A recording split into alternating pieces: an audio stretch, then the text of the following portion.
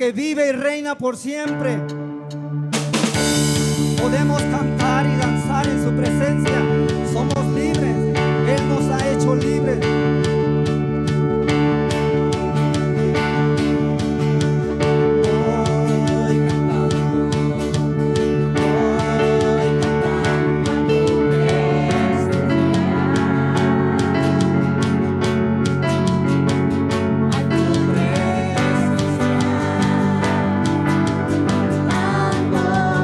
Santo,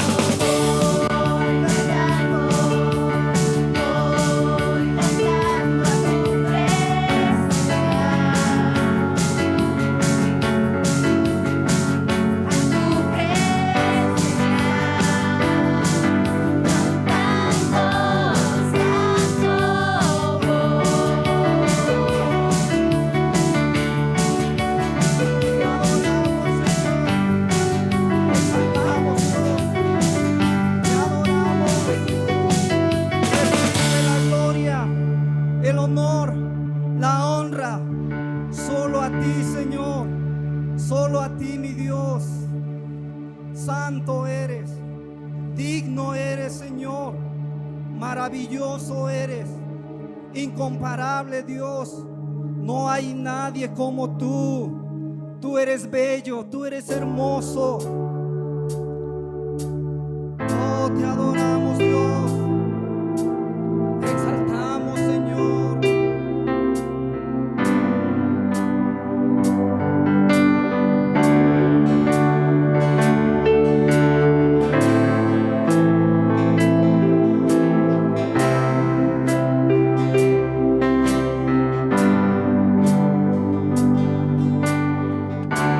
Digno es el Cordero Santo.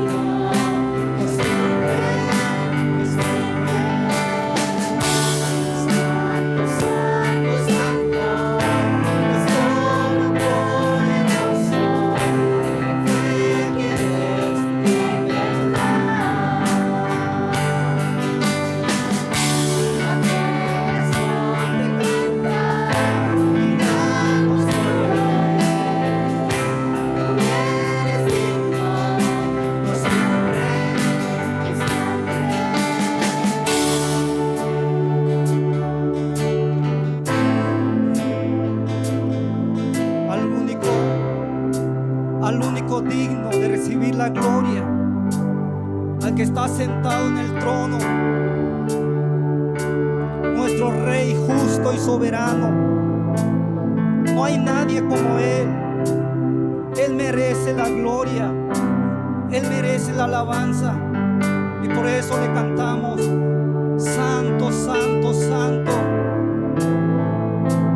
El que fue, el que es y el que ha de venir.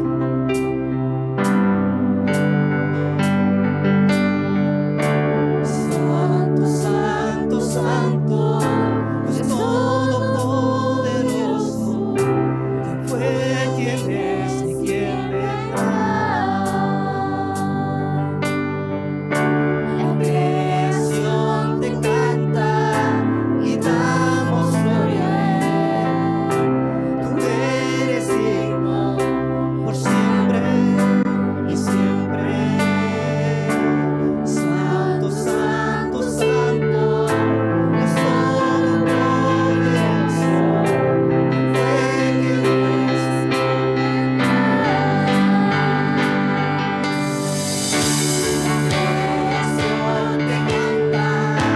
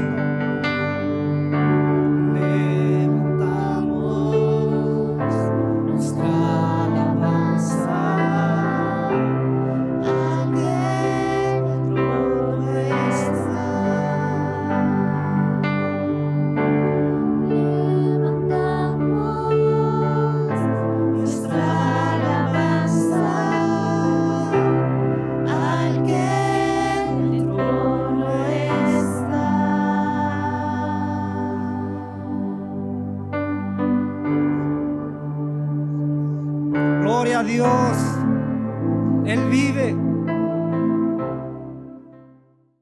Gracias a tu colaboración podemos llevar adelante la misión que Dios nos encomendó como iglesia: evangelizar, amar y bendecir a las personas. Si quieres ofrendar, puedes hacerlo de forma presencial los domingos en horario de servicio o de 6 a 8 p.m.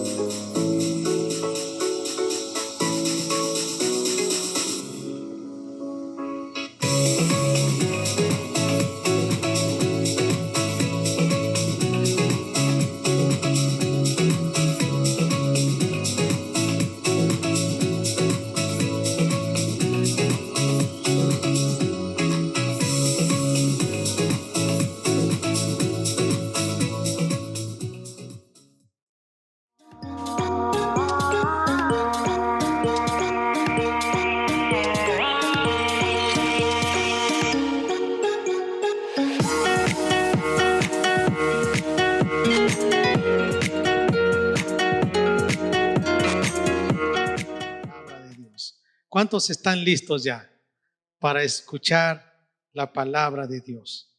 Así que vamos a leer lo que dice la Biblia en San Mateo capítulo 13. Hoy vamos a continuar con la serie Las parábolas del reino, las parábolas de Jesús. Y específicamente vamos a estudiar la parábola del sembrador. ¿Listos todos? Dice así la palabra de nuestro Dios. En aquel día salió Jesús de la casa y se sentó junto al mar. Y se le juntó mucha gente. Y entrando él en la barca, se sentó, y toda la gente estaba en la playa. Vamos a detenernos aquí.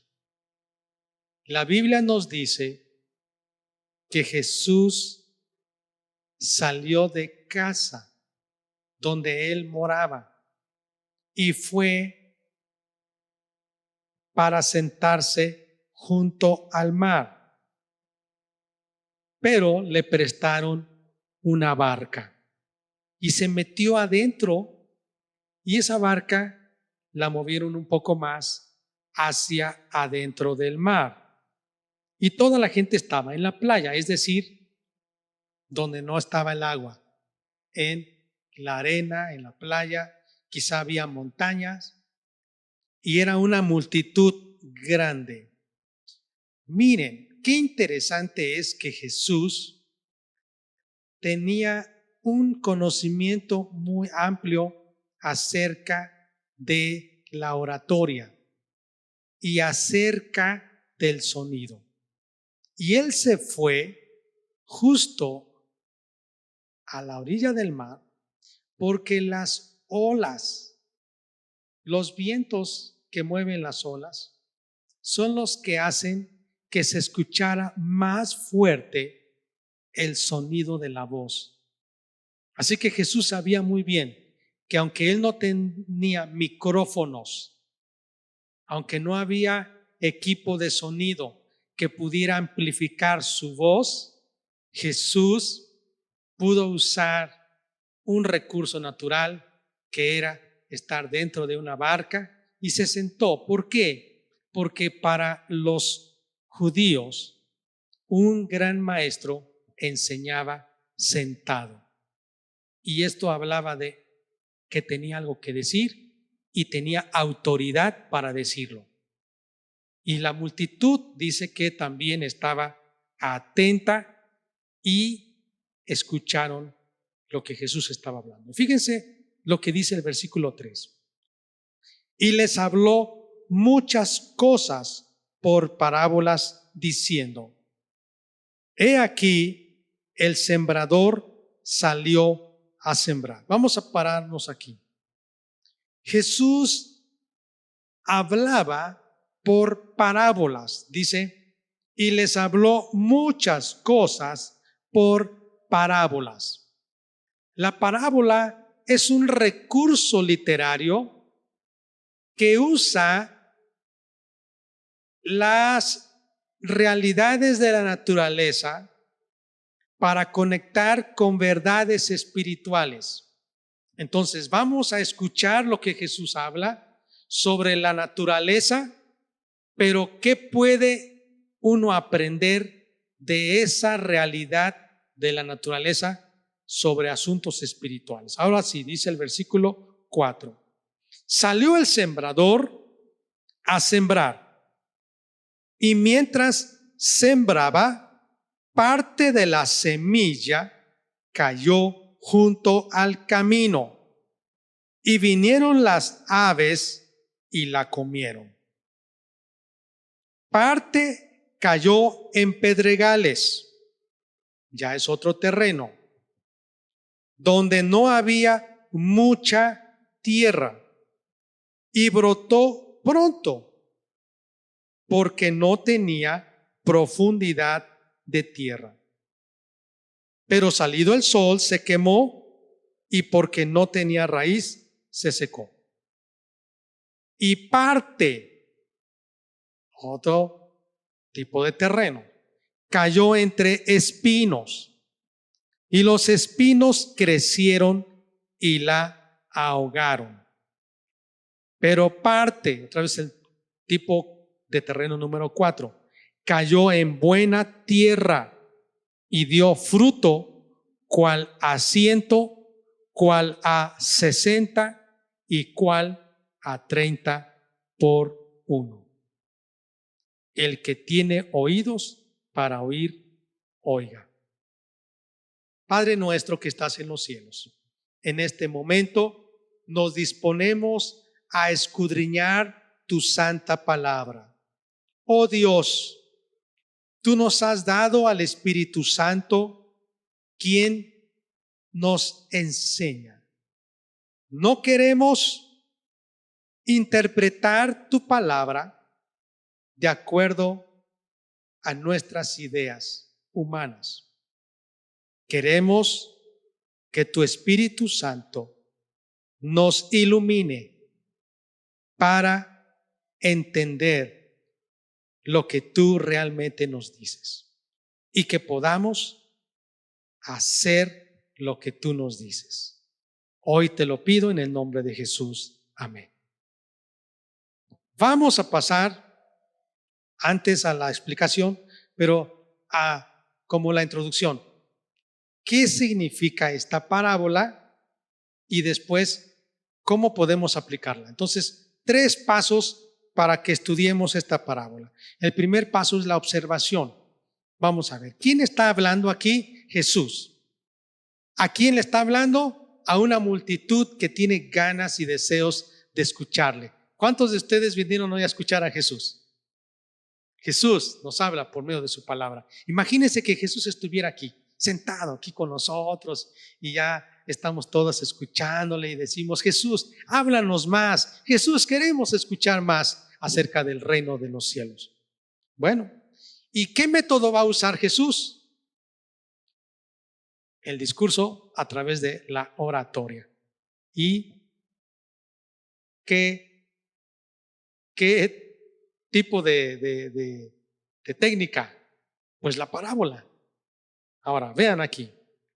Dice: salió el sembrador a sembrar.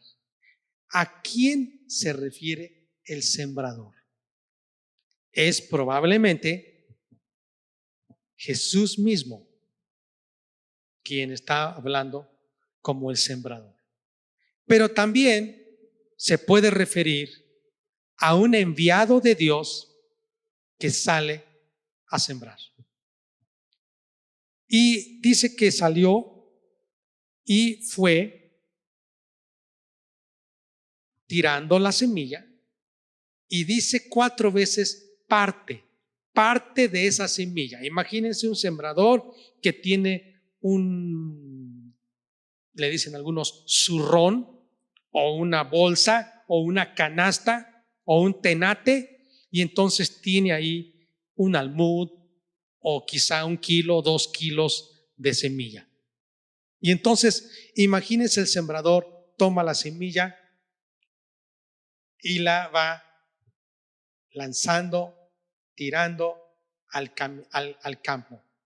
Pero dice, parte de esa semilla, dice, cayó junto al camino. Parte de esa semilla cayó en pedregales. Parte de esa semilla cayó en donde había espinos. Pero parte de esa semilla cayó en buena tierra. Ahora, ¿qué más vemos aquí? Que la semilla representa la palabra de Dios. ¿Y qué representa el terreno? Ya estoy interpretando. Representa el corazón del hombre. Entonces ya tenemos, el sembrador es Dios. Jesús en carne, viniendo hace muchos años. Y aquel enviado de Dios para llevar buenas noticias. La semilla es el evangelio. La semilla es la palabra de Dios. El terreno se refiere al corazón. Y vamos a ver que hay 4 tipos de terrenos, 4 tipos de corazones. Y vamos entonces a considerar lo siguiente. Al considerar 4 tipos de terreno, podemos anhelar preparar nuestro corazón para que la palabra de Dios dé fruto. Al considerar 4 tipos de terreno, podemos anhelar que nuestro corazón esté preparado para que la palabra de Dios dé fruto. Vamos a ver entonces qué significa cada tipo de terreno. Primer tipo de terreno. Fíjense lo que dice la Biblia en el capítulo 13, versículo 18. Oíd pues vosotros la parábola del sembrador. Cuando alguno oye la palabra del reino. Aquí está, fíjense. La semilla es la palabra del reino de Dios. Cuando alguno oye la palabra del reino, pero no la entiende, viene el malo y arrebata lo que fue sembrado en su corazón. Aquí está diciendo que el terreno es el corazón, la semilla es la palabra del reino. Primer tipo de terreno. Vamos a considerar 4 tipos de terreno. Primer tipo de terreno, junto al camino. Terreno junto al camino. El terreno junto al camino está duro. Realmente es el camino. La gente anda sobre él. No está suave, está duro, está compactado.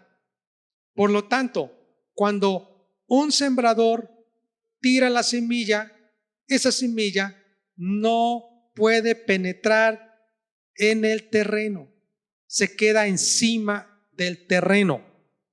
Entonces, el tipo de terreno número 1 es terreno junto al camino. Ahora, ¿qué significa eso? Pues significa lo que dice aquí: cuando alguno oye la palabra del reino y no la entiende, viene el malo y arrebata lo que fue sembrado en su corazón. Entonces, el terreno junto al camino es un corazón que oye la palabra de Dios, pero no la entiende. No la entiende. Oye la palabra de Dios, pero no la entiende. ¿A cuántos les ha pasado eso? Hay muchas personas que dicen: yo quiero estudiar la Biblia, y comienzan a leer y dicen: no le entiendo, la verdad no le entiendo. Y ya. Y esa palabra que podría haber penetrado mucho más y haber transformado su vida, no pudo entrar. Y dice: no me hables porque yo no entiendo de eso. O quizá alguien escucha porque otro le está hablando, pero dice: yo no te entiendo, yo no sé, no te entiendo. Mire, qué tan importante es que nosotros sepamos que hay personas así que no entienden el evangelio. Por tal motivo, es importante que nosotros, cuando les llevemos la palabra del reino, también lo hagamos con tal claridad, con tal sencillez, para que ellos entiendan el Evangelio. Hay personas que no entienden. Se les ha explicado, quizá hay muchas dudas en su corazón y no entienden. Yo quiero animarles hoy para que si usted está en esa condición y dice, mire, la verdad yo no le entiendo. No le entiendo. Mire, le voy a explicar cómo ha sido mi experiencia y quizá para algunos de ustedes también. Algunas veces cuando yo no sabía cómo estudiar la Biblia, yo de repente hacía yo esto. Voy a poner mi separador. Bueno, este separador me va a ayudar a encontrar ahorita donde yo estoy estudiando. Pero yo tenía aquí la Biblia, imagínense. Y yo decía, ay, pues yo quiero estudiar la Biblia. Y de repente yo decía, pues voy a abrir aquí a ver qué dice. Y ya empezaba yo a leer. Dice, entonces respondió Elifaz temanita, si probáremos a hablarte, te será molesto. Ay, ¿de qué habla? ¿Quién es Elifaz? ¿Cómo es? Ay, no le entiendo. Pues dicen que la Biblia es muy interesante y que es muy hermosa, pero pues no le entiendo. Bueno, pues a ver, voy a ver qué dice acá. Y ya, pues, es que estoy aquí en una sección que no tiene, son suplementos. Voy a leer aquí. Dice, y entró Jesús en el templo y echó fuera a todos los que vendían y compraban en el templo y volcó las mesas de los cambistas y las sillas de los que vendían palomas. ¿Cuándo fue eso? Algunos quizá, como están en un contexto en el que se celebra la Semana Santa, dicen, es cuando Jesús entró a Jerusalén, el Domingo de Ramos. Pero si usted va a China, muchos de ellos no conocen la historia de Jesús. Si usted va a África, la gente no sabe de qué se trata. Si usted va a una selva, como en el Brasil, muchos ni saben quién fue Jesús. Entonces no le van a entender. Y imagínense que yo otra vez vuelva a leer. A ver, dice, hablad a los hijos de Israel y diles, cualquier varón cuando tuviere pleito con su hermano, ¿de qué hablará esto? ¿Cómo es? Y hay personas que dicen, pues voy a leer, me dijeron que el Apocalipsis. Y algunos dicen, no, mejor no leo el Apocalipsis porque me va a dar miedo. Y ya no lo leen. Se quedan así. Y dicen, no entiendo la palabra de Dios. La verdad, no sé, veo muchas letras, no la entiendo. Mejor ya sí. Y no la estudian. Pero yo quiero decirles que después Dios me enseñó a través de otras personas en Cristo que la Biblia está ordenada de forma temática. Yo pensé que la Biblia estaba ordenada de forma cronológica, pero no, la Biblia no está ordenada de forma cronológica. La Biblia está ordenada de forma temática. Entonces, si encuentro Génesis y otros libros, Génesis, Éxodo, Levítico, Números y Deuteronomio, es la ley. Todos estos 5 libros me hablan de la ley de Dios. Después viene otra sección, libros históricos. Josué, Jueces, Ruth, primero, segundo de Samuel, primero, segundo de Reyes, primero, segundo de Crónicas, Esdras, Nehemías, Esther. Son 12 libros históricos. Viene otra sección, poesía. Job, Salmos, Proverbios, Eclesiastés, Cantares.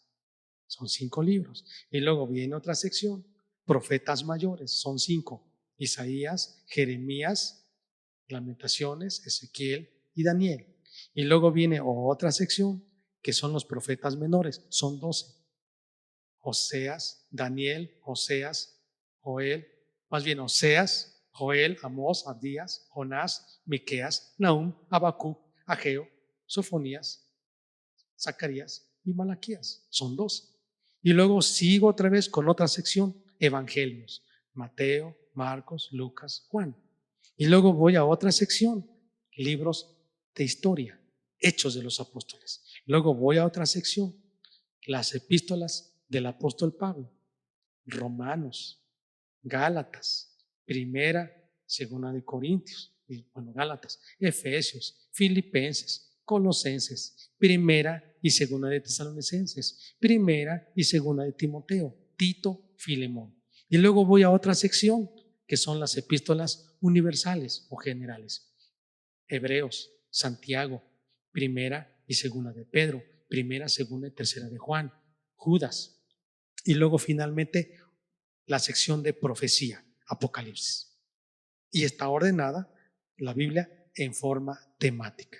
Si quiero leer el libro más antiguo de la Biblia, es Job. Entonces voy a ir, ya sé dónde está. Job, aquí está. Tengo Job, casi a la mitad de la Biblia. Es un libro de historia. Es el patriarca más antiguo de la Biblia, Job. Y si quiero leer el libro más recientemente escrito, casi a finales del primer siglo, voy a ir a Apocalipsis. Y si quiero leer libro de poesía, voy a los Proverbios o a los Salmos. Si quiero aprender cómo relacionarme con Dios, cómo adorarle, cómo orar, el libro de los Salmos. Si quiero aprender cómo relacionarme con las personas, cómo tratar con ellas, voy a leer Proverbios. Si quiero ver cómo Dios se relaciona con su iglesia y cómo yo debo relacionarme con mi mujer, entonces voy a leer Cantar de los Cantares. Y si quiero ver qué piensan los filósofos sobre la vida, voy a leer Eclesiastés. Y si quiero saber acerca del origen de la vida, del origen del mundo, el origen de la enfermedad, de la muerte, del matrimonio, del lenguaje, de las naciones, voy a leer Génesis, que es el libro de los comienzos. Y si quiero saber la historia de Israel, cómo surgió, voy a iniciar con Génesis y voy a continuar Éxodo, Levítico, Números, Deuteronomio y luego las historias. Y si quiero saber qué Dios nos vino a enseñar por medio de Jesús, voy a leer Mateo, Marcos, Lucas y Juan. Y si quiero ver cómo fue la iglesia primitiva, pues voy a leer Hechos de los Apóstoles, el Espíritu Santo actuando. Y si quiero tener conocimiento de la forma en que Dios pide que yo viva, voy a leer las doctrinas, Romanos, Gálatas, Corintios, Efesios. Y si quiero saber temas sobre Cristo, cristología, Hebreos, Efesios. Y si quiero saber temas del fin del mundo, Apocalipsis. ¿Sí me explico? Y si quiero saber temas sobre el pastorado y el liderazgo, voy a leer Timoteo y Tito. Sí, la Biblia está escrita para que nosotros la entendamos. Así que, ¿qué es lo que hace el diablo cuando nosotros no entendemos la Biblia? Dice la Biblia que las aves son un tipo, fíjese, de Satanás en esta parábola. Entonces Satanás viene y eso que usted recibió en su mente, pero que no lo pudo comprender, el diablo se lo lleva y ya no hay fruto. Entonces es el primer tipo de terreno, junto al camino. ¿Qué significa? A aquel que oye el evangelio no lo entiende. El diablo viene, se roba esa semilla y ya no hay fruto. Segundo tipo de terreno, en pedregales. ¿Qué significa pedregal? Piedras. Me ha tocado recorrer lugares donde veo terrenos con piedras. Y yo digo, ¿por qué dejan que haya piedras? Hay gente que está tal vez pasando tiempo en las fiestas, bebiendo, emborrachándose, durmiendo. Y yo digo, pudiera haber tenido tiempo para levantar las piedras y hacer un cerco de piedras y limpiar su terreno. Pero no entiendo por qué deja que hay piedras. Bueno, ¿qué es lo que va a hacer cuando se siembra la semilla en pedregales? Como dice aquí, es aquel que oye la palabra, pero no profundiza. Piedras imagínese que habla de arena, piedras, grava. Yo he visto que crecen arbustos, hierba sobre la grava y sobre la arena. Y luego quiero limpiar la grava y la arena y voy y muy fácilmente arranco las hierbas y las sacudo y digo, no tiene mucha raíz. Pero me ha tocado ir donde está la hierba sembrada en un terreno y cuando quiero arrancarla no puedo, está muy arraigada. Así que, ¿qué significa sembrar la palabra de Dios en pedregales? Significa que aquella persona que oye la palabra no se profundiza, no echa raíces, solamente escucha la palabra, quizá cuando alguien le enseña, pero no tiene el hábito de estudiar con más tiempo, con más profundidad la palabra de Dios. ¿Y qué va a pasar? Hay personas que reciben la palabra con mucho gozo, pero de repente vienen algunas situaciones difíciles. Vean lo que dice, vamos a estudiar.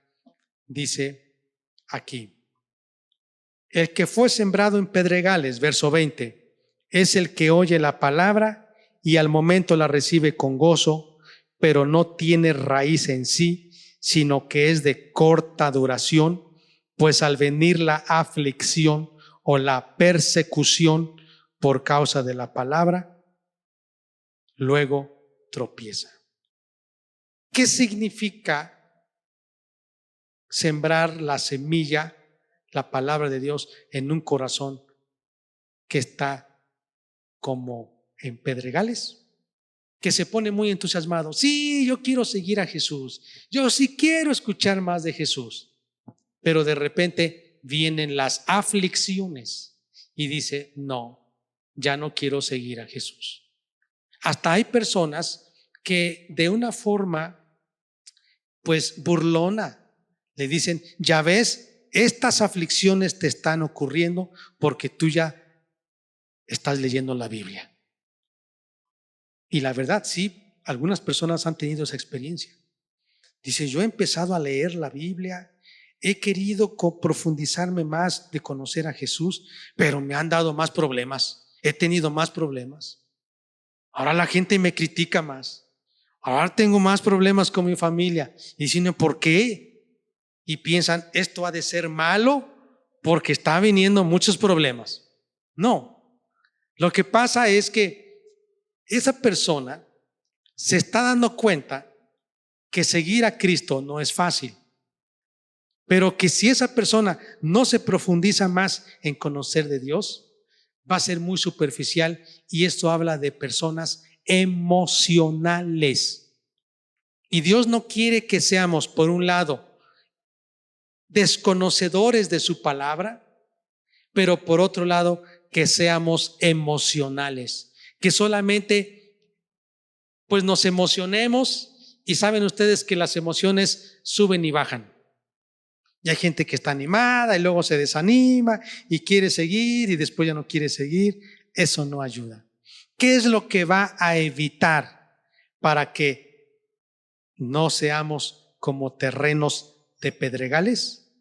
Que nosotros profundicemos en el conocimiento de Dios. Si usted ya conoce de Dios, profundícese más en conocer a Dios. Si usted ha escuchado de Jesús, ahora dígale, te quiero conocer más, mucho más, que sea su meta conocer a Jesús, porque si conocemos a Jesús, más le vamos a amar, y si amamos más a Jesús, más le vamos a agradar. Vamos a hacer lo que a Él le agrada. Así que, número 3, tercer tipo de terreno de espinos, cardos, espinos. ¿Qué representa este tipo de terreno? un corazón, una persona que oye la palabra, pero no la hace su prioridad. Él dice, yo acepto todo, ¿eh? Sí, yo acepto todo. Yo no solamente leo la Biblia, yo también leo revistas, yo también leo historias, yo también leo algunos mitos de los griegos, pues yo también tengo en mi casa algunas cosas de los animistas, también tengo otras cosas de los ateos, yo leo todo. No es su prioridad. ¿Qué representa los espinos? Los espinos, dice aquí Jesús, que representan, dice el versículo 22. El que fue sembrado entre espinos, este es el que oye la palabra, pero el afán de este siglo y el engaño de las riquezas ahogan la palabra y se hace infructuosa. Porque está expuesto a filosofías huecas, consumistas, materialistas. Empieza a decir, no, yo tengo que preocuparme por las cosas de este mundo. Y entonces empieza a alejar su corazón para las cosas de este mundo. Entonces empieza a afanarse y dice, el afán de este siglo y el engaño de las riquezas ahogan la palabra. Ahora, ¿Dios está en contra de las riquezas? No. Dios nos advierte que las riquezas pueden competir con Jesús por nuestro amor y que todos estamos expuestos y que la verdad, piense usted, ¿cuántas personas quieren seguir a Jesús, pero tantos afanes de la vida no les permiten seguir a Jesús? Oye la palabra, pero tiene muchas distracciones, que no tiene tiempo para Dios, no tiene tiempo para Jesús, no tiene tiempo para escudriñar la Biblia, no tiene tiempo para estar en comunión con Dios. Nos escuchó la palabra, pero está distraído. Las cosas de este mundo lo distraen. Así que vamos a ver ahora el cuarto tipo de terreno. Es el terreno de buena tierra. Y dice el versículo 23. Mas el que fue sembrado en buena tierra, este es el que oye y entiende la palabra. Es muy interesante, dice, oye, entiende la palabra y da fruto, dice, y produce a 100, a 60 y a 30 por uno. Ahora, quiero que vayamos a imaginarnos este tipo de terreno. Este tipo de terreno está barbechado. Este tipo de terreno está rasgado, como podemos decir. Está blandito. El camino está compacto, duro. Usted lanza la semilla, esa semilla no entra, no profundiza. Se queda encima, llegan las aves y se llevan la semilla.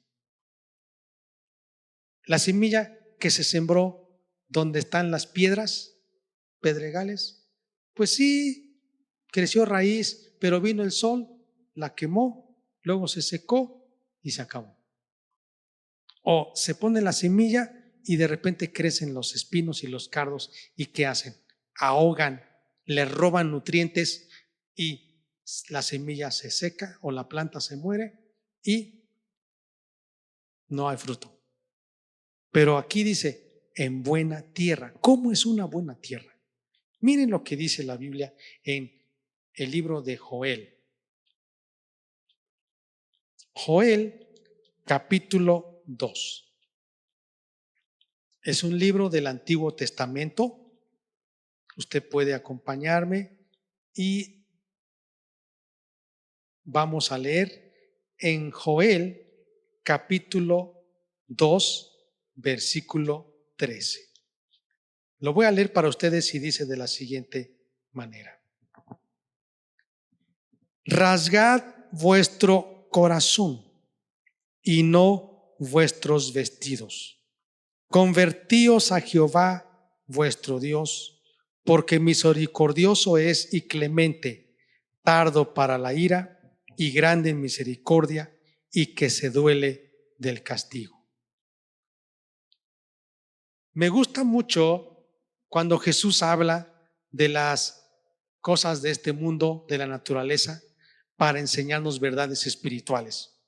Y es que un terreno de buena tierra es aquel que el labrador le mete quizá el arado, quizá vamos a hablar de un pedazo de terreno en el traspatio de su casa, y usted pone con pico, ¿verdad? Y está con el pico aflojando la tierra, y después usted le arranca el pasto, las hierbas, y le vuelve otra vez a poner el pico, ¿verdad? Meter el pico, y quizá con la pala, y saca quizá gallina ciega, quizá algunas raíces que estaban profundas de alguna hierba, de un cardo, de un espino, y usted las arranca. Y luego después usted quizá pone el bieldo, es una herramienta que tiene así como si fuera un tenedor gigante, ¿verdad? Y le pone usted el bieldo y empieza a aflojar la tierra, y después de aflojar la tierra usted quizá le pone abono a la tierra y la revuelve y la mezcla, y quizá después de eso usted nuevamente quizá con un rastrillo le pasa varias veces, ¿verdad?, a esa tierra, y quizá le quita piedras por ahí que están, piedras, y vuelve usted a aflojarla, y no lo hace usted quizá a una profundidad poquita, ¿no? Quizá usted mete más profundo el pico, quizá usted entierra más la pala, y quizá usted se ha profundizado a un medio metro, y cuando usted ve y mete la mano ahí, dice: ay, tan fácil puedo meter la mano, esta tierra está flojita, está bien, está lista. Entonces cuando usted pone la semilla ahí, ¿qué creen que va a pasar? Va a entrar, la va a cubrir usted y va a germinar y va a dar fruto. Qué bonito. La Biblia dice que así debe ser nuestro corazón. Nuestro corazón debe estar rasgado. Y dice: rasga tu corazón y no tu ropa. Los judíos antiguos, cuando estaban de luto y estaban arrepentidos, se rasgaban sus ropas, se las rompían en señal de humillación, de arrepentimiento.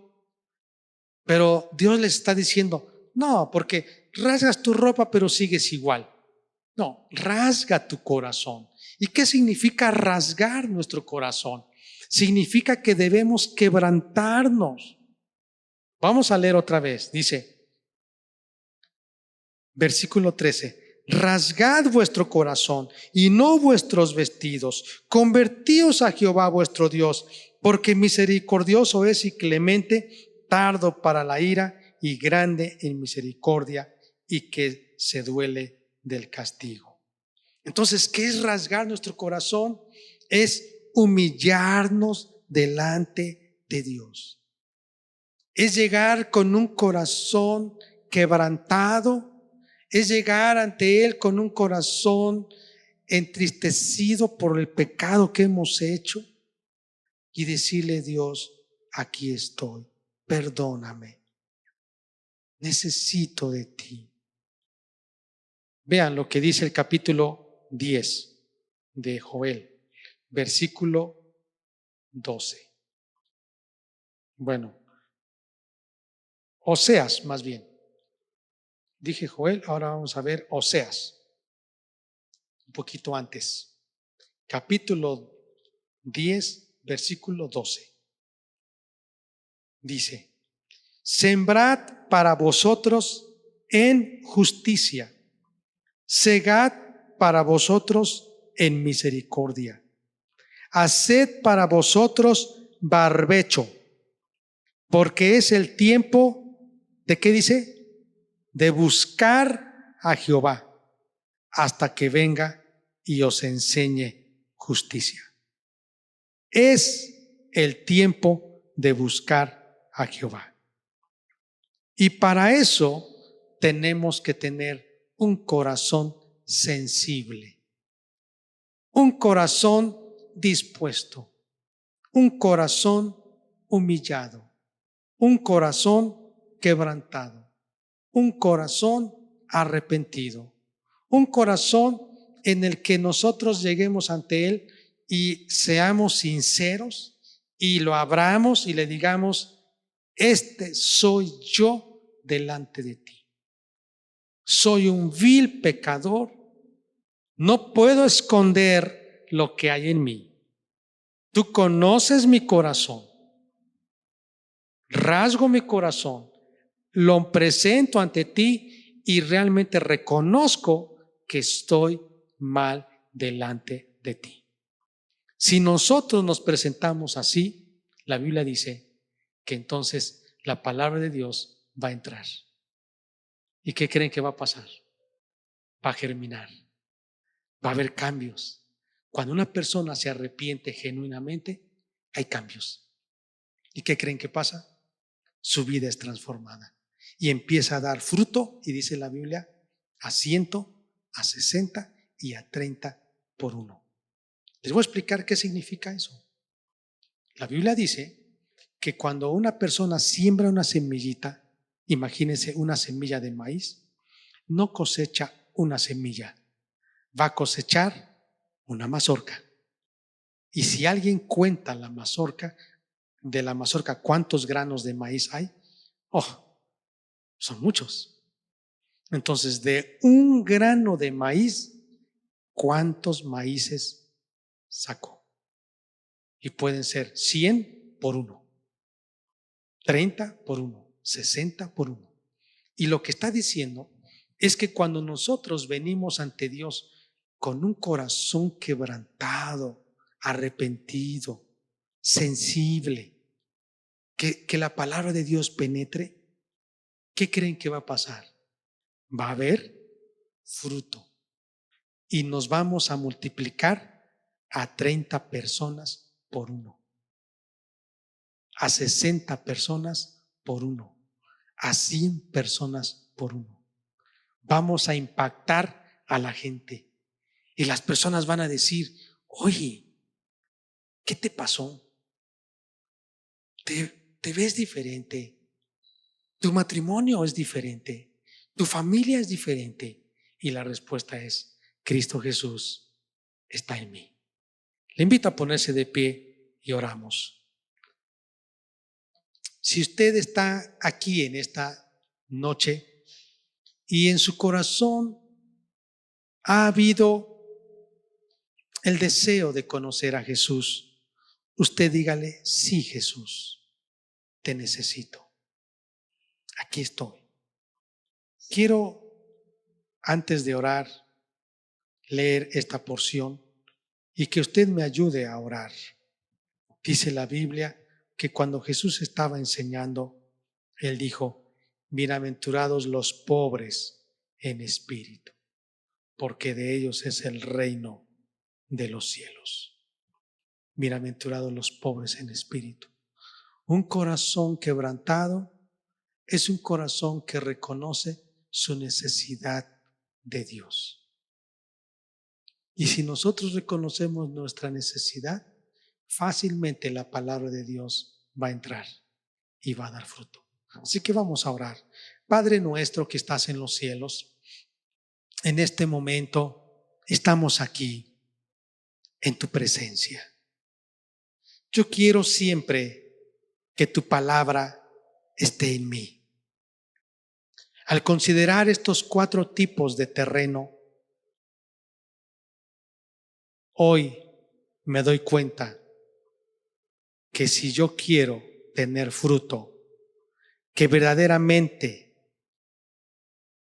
la palabra de Dios surta su efecto, que verdaderamente la palabra de Dios haga lo que tiene que hacer en mí, entonces mi corazón debe estar rasgado, debo barbechar mi corazón, debo hacerlo sensible ante ti, quebrantado, debo venir humillado, reconociendo mi necesidad.